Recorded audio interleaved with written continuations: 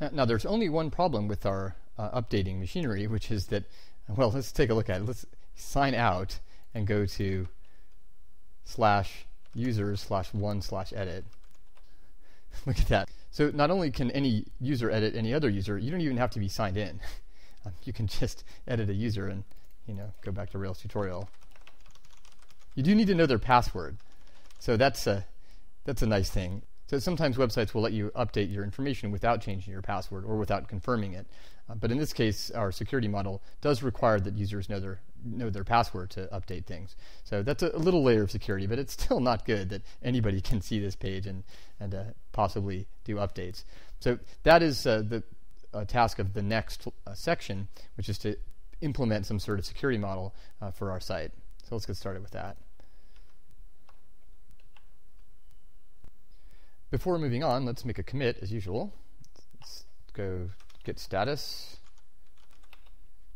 You can see we've made a bunch of modifications, and then we've added these files, the field partial and the edit view. So let's add those.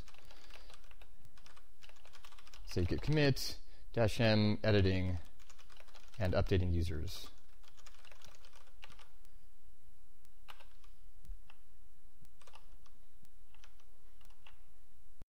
The first step in implementing our security model is to protect pages from unauthorized access by requiring sign-in. That's not always enough, of course. We want users only to be able to update their own pages, but as a first cut, we certainly need users to be signed in. So let's take a look at what that's going to be like. Let's take a look at a mock-up. So this is what should happen when someone tries to access an unauthorized page. For example, if a user tries to go to /users/1/edit, they should be booted over to the sign-in page with a notice that says, please sign in to access this page. And then once they put in their authentication credentials, they'll be allowed to access the page in question. So let's get going with this particular implementation.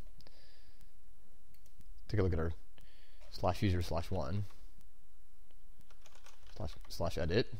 We're not signed in right now. Okay, so this is what we want to prevent. We should not be able to get to this page without signing in. Let's go to our tests. How do we want to do this? We want to go to the edit page, and somewhere in this get edit section, we want to require that users be signed in. Notice that we actually preemptively signed in right here. So that part is already done. So what we need is another set of tests for the case where a user isn't signed in. And I actually want to put this in a separate describe block. Let's put this down here. Let's have a separate describe block for just for the authentication of the user edit and update pages.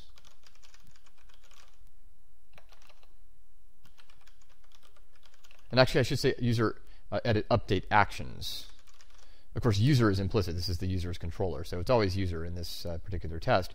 This update is not actually a page; it's an action. So let's do this. And our first test, what's the basic thing that we need to do? In fact, both of these tests are going to be essentially the same. In both cases, it should deny access to each action in question. So let's say it should deny access to edit. And so what that means is if we put to an edit page, or sorry, we get an edit page. We put to update. So we get edit, and the user is @user. That means we need an @user, doesn't it? So let's put in a before filter. Just make a user factory. There we go. And notice that we haven't signed in though, as we did before. So if we get edit ID @user, we should redirect to the sign-in page. So redirect a response dot should redirect to sign-in path. Let's save that. We should be red at this point. There we go. And let's take a look at edit. So how are we going to do this? This is really the key step. Once we know how to do this, we can do pretty much the rest of the things we need to do. So somehow we need to say that if somebody's trying to get to this edit page but they're not signed in, then we should redirect to the sign-in page. And the way to do this in Rails is with what's called a before filter. So let's see how that works. The before filter goes at the top of the class, before filter, it's an underscore, and then we need to give it a symbol that will be a method that will be used for the filter. So we'll see how this works in just a moment. Let's call our before filter authenticate, and let's go down to the end and make a private method. This is the usual way to do before filters, is to say before filter, then the symbol with the name of the method, and then make a private method for the filter. Authenticate. So this is just a method. This before filter is just a method, but one of the cool things about Ruby is that you can leave off the parentheses optionally, and so it doesn't really look like a method. It just looks like, you know, a very specific custom way of filtering requests in Rails applications. So what do we want to do in this authenticate method? I'll take a look at this. Remember, if the user isn't signed in, then we should redirect to the sign-in path. So let's take a look at how we might want to do this. Say redirect to, we know how to redirect to sign-in path unless signed in.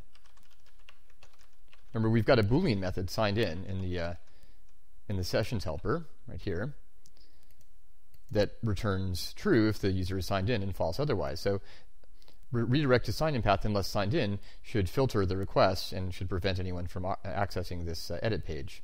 So let's take a look at how this works. You can probably guess that there's something's going to go wrong here. Okay, so we've got all these failures. Let's Control C a couple times. This is, it should deny access to edit. Let's just run this one spec and see if it's passing.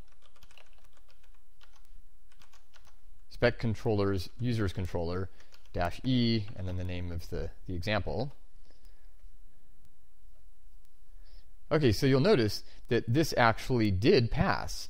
But the reason that we had all those failures, let's run auto test again, is because if you look at this filter, we're actually filtering every action in the user's controller. But of course, most of these actions don't require any sort of special sign-in status. And so what's happening is we're redirecting pretty much everybody. So the way to fix this is to give the before filter an options hash that says only filter the following actions. And so in this case, let's just put an edit. We are going to put an update momentarily, but remember we're using test-driven development, so we're not going to do that quite yet. And now we're completely green. So that's really good. And we can do pretty much the same thing for the update action. It should deny access to update.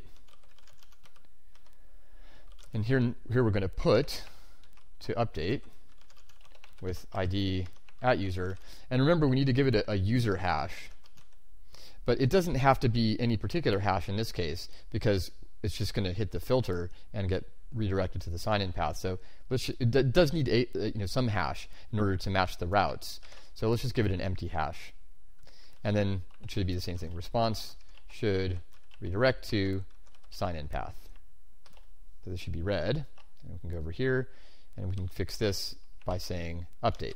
Just adding edit and update to this this array. And there we go. Now we're protecting these pages. We can go check and look at this. If we reload this, it should redirect us to the sign-in page. Good.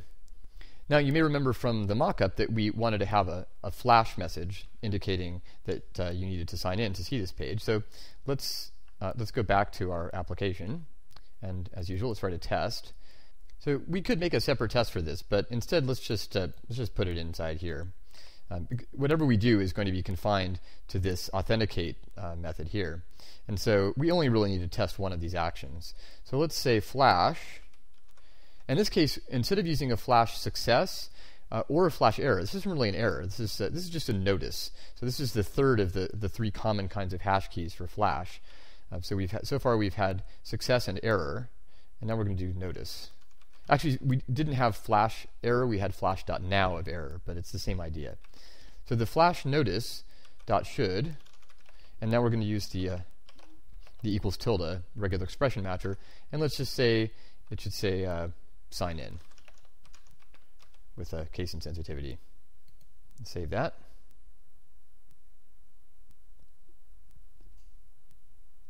And let's go back to here, and let's inside of this we can do flash with notice equals please sign in to access this page.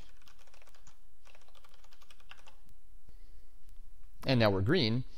There actually is a second way to put this into our application without this flash notice. We can follow this this pattern here. In fact, it's even simpler with notice. You don't have to give it this flash hash. So let me show you how this works. So we can put in notice and then the string.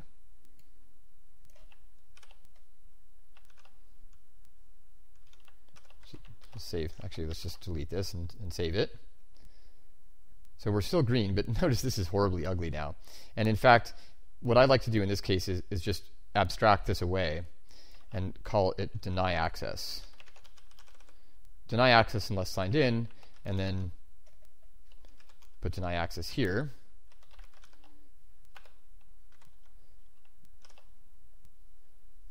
I just saved it again. We're refactoring now, so it's nice to know that we're still green.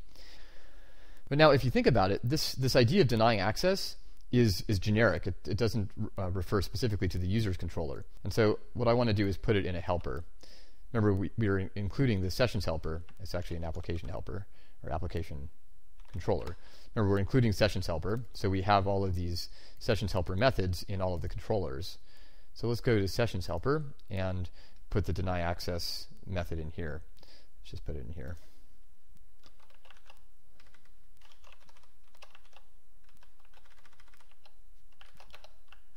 Let's save that there and save this, and we should still be green. Great, so we're still green.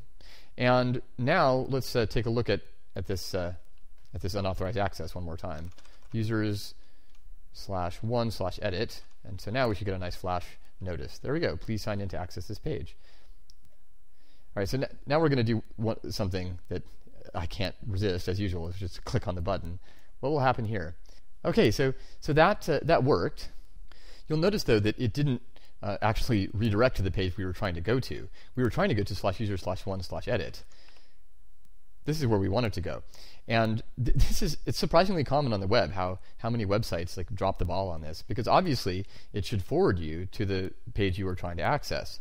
And this is a pattern that I like to call friendly forwarding, because it's unfriendly to put you anywhere other than the page where you were trying to go to. So we want to be friendly and forward the users to the page they were trying to access. And this is the kind of functionality that is just tailor-made for integration tests. Because if you think about what we want to do, we want to visit a page that requires access. We want to be redirected to the sign-in page, fill in the information on the sign-in page, click the button, and then make sure that we actually go to the page we wanted to go to in the first place. So let's make an integration test for this. Okay, so before making the integration test for this, let's do a commit. I want to see where we are. So let's look at git diff. What do we do here? Oh, right, this is our before filter. So let's do that. Git commit -am protecting edit and update with the before filter. Okay, so now let's make our integration test. As usual, we do Rails generate. And let's make an integration test for friendly forwarding. So integration test.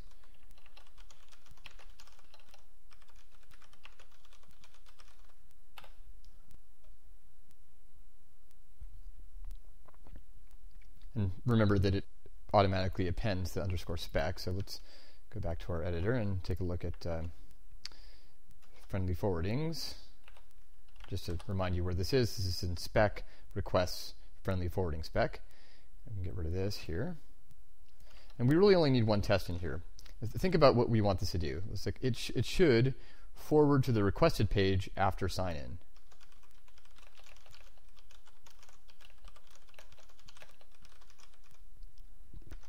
What we want to do is visit the user edit page. So that's the edit user path of a particular user. So that means that we need a user in this test. Let's do factory user. And we want to visit edit user path of user. And what should happen here? So what will happen is that it will be redirected to the sign-in page. We already have a test for that in here, in the user's controller spec, down here. So we're protecting access to edit already.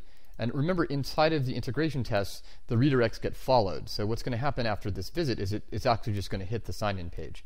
And so on the sign-in page, we want to fill in the email and password with the user email and password, and then click the button. So let's fill in email with user.email.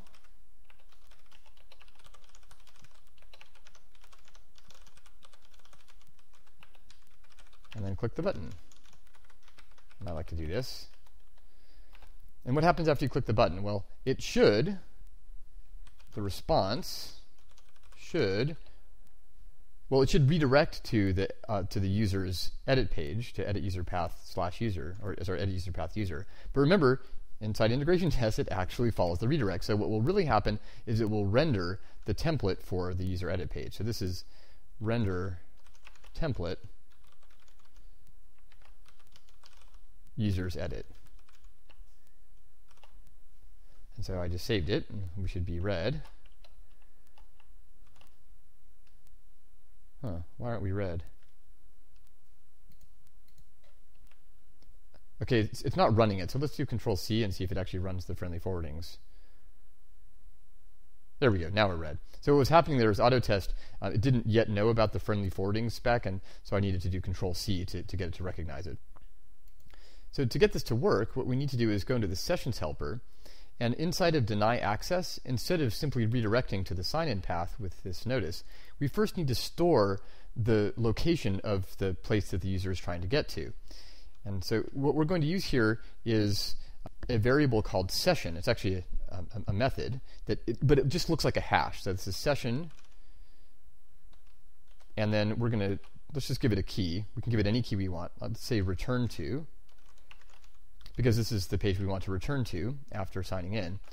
And let's set this equal to the request value, request, and then there's a special value on the Rails request called full path. So this is a little mysterious. Let's take a look at how this works. This is one of my favorite, very heavy-handed ways of inspecting things. Let's take a look at users controller. We can do this here on the edit page. Let's raise an exception. Request.inspect. You can see this in the API too, but sometimes you just want to actually just take a look at everything that's here. So this is all the information that's in the request. So this tells you that there's all kinds of information about what the request has in it. It's got the server port, it's got the server name, and so on. And you can see at full path is there. I just did a search in the browser. So at full path has /user/1/edit. And the request object inside of a Rails controller and also in the module gives you access to this. This is just an instance variable. It gives you access to it through request.fullpath. So let's get rid of this, because of course we're red with that exception being raised.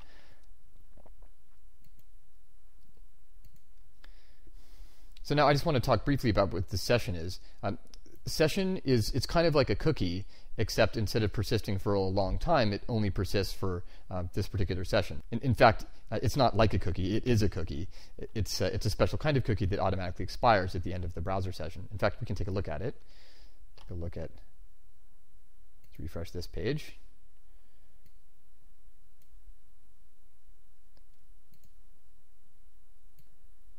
So you can see our localhost cookies here. We've got the remember token that we did in the last lesson, and then there's this sample app session.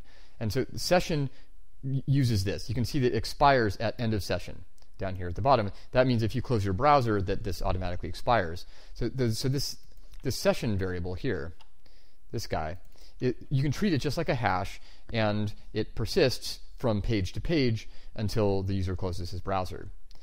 So what we do here is we store the path they're trying to get to and then redirect to the sign-in path. Now I actually like to make a method for this. I'm going to call it store location.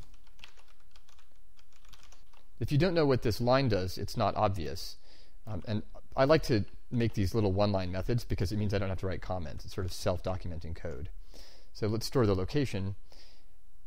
And then in the sessions controller, instead of redirecting to the user profile page, we want to redirect back to this, this session return to.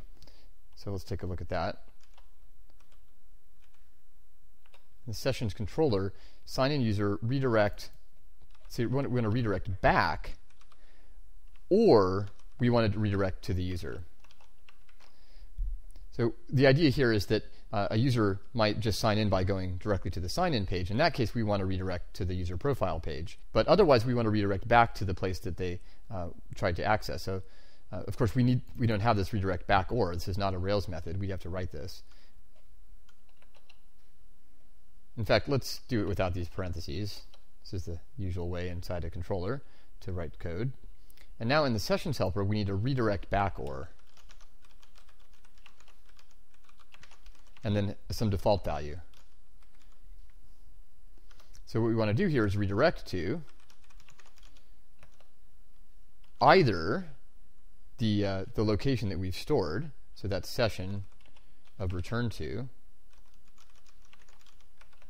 or if that's nil, remember if you access a hash key that doesn't have a value, it's just nil, we can say session of return to or the default. So let's save this, let's save the sessions controller. And the friendly, this should work, this should be it. Let's see if we're green.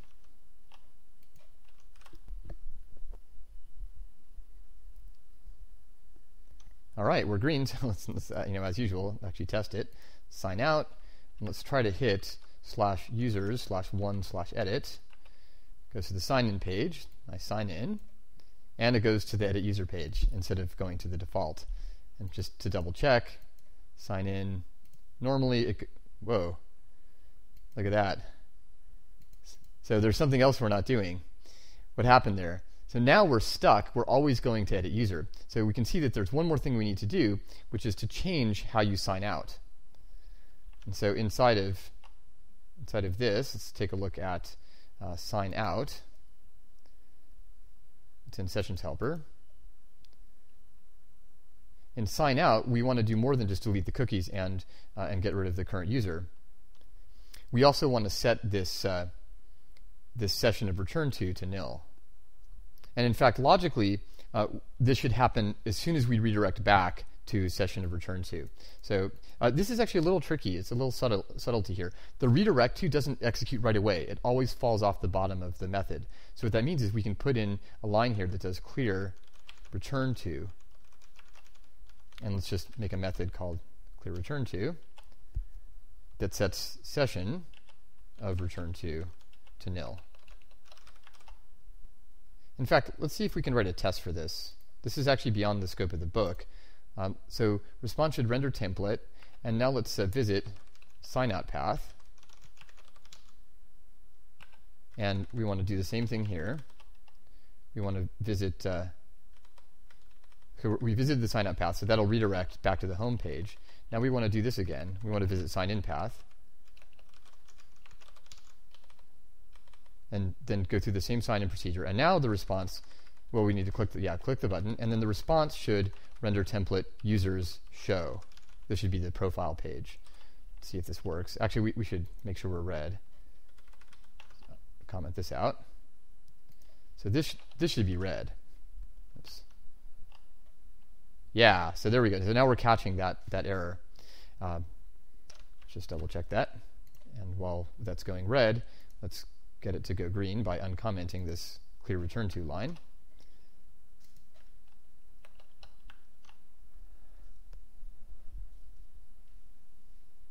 And there we go. Now we're green. So that's a nice little error that we caught, and now we fixed it. And this is the kind of thing that test-driven development is great for, not only for developing code and getting into the red-green refactor cycle, but whenever you find an error, first write a failing test that test for that error and then fix it. And this is an incredibly powerful way to develop software. So now let's just double check, sign out. Take a look at /users/1/edit. So sign in, and now if we sign out and sign in again, this should be the profile page. There we go, it's working.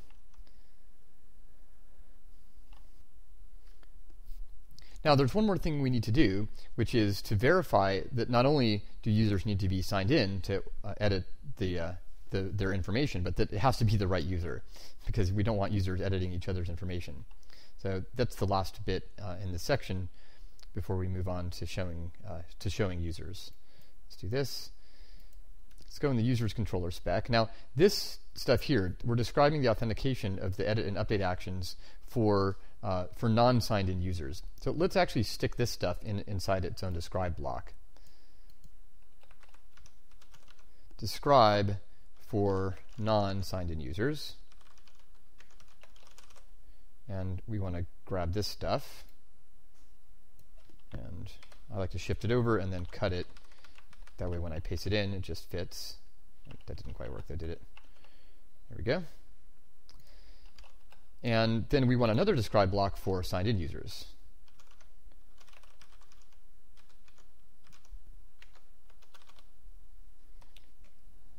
Oops, I don't need this. And now before each of these tests, what I want to do is sign in as the wrong user.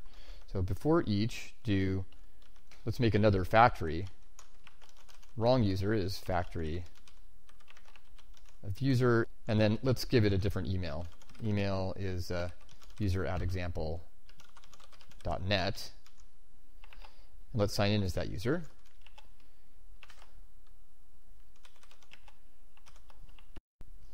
And then let's not only require that the user be signed in, let's actually require that the users match. So it should require matching users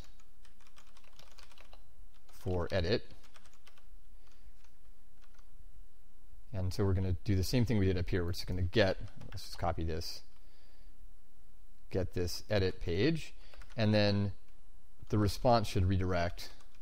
We need to figure out where we're going to redirect these users to if they're trying to access someone else's edit page. This is definitely not the kind of thing where we ever want people to do this. So let's just redirect them to the root path.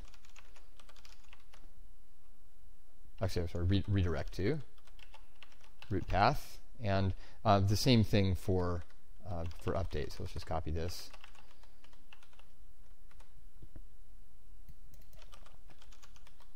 Remember, we need a user hash, which can just be empty because we're redirecting them. And this is put update. Save that, and it should be red. Good. And now we need another before filter that enforces a correct user. So before filter, correct user. And remember, we're in this case only doing edit and update. And let's go down to the bottom of the file and do correct user. And so how do we tell if it's the right user? Now remember, we have a user in the session, the current user. So we can pull out an @user with user.find and then params of ID. Remember, /user/1/edit will have an ID of 1. And so we can pull out that user and then make sure that the user is the same as the current user.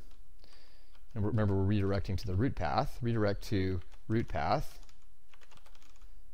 unless @user equals current user. Let's save that and see if we're green. And just to make sure we're clear on this, the wrong user is the one who signed in, and yet we're passing the ID for @user. So these guys don't match, and as a result, now we're being denied access and being redirected to the root path. Now, it turns out that this test, @user equals current user, is so common that it's worth factoring into a separate method. I'd like to say it's a Boolean method, current user, !@user. So redirect to root path unless current user @user. And so that goes in the the sessions helper. And let's just put it right above deny access.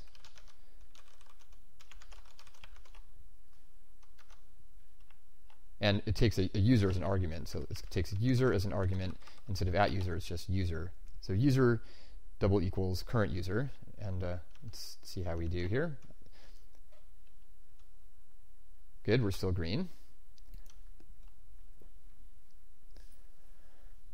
And that's great. Now a user cannot access a different user's edit page. So /users /to/edit redirected to the root URL or the root path.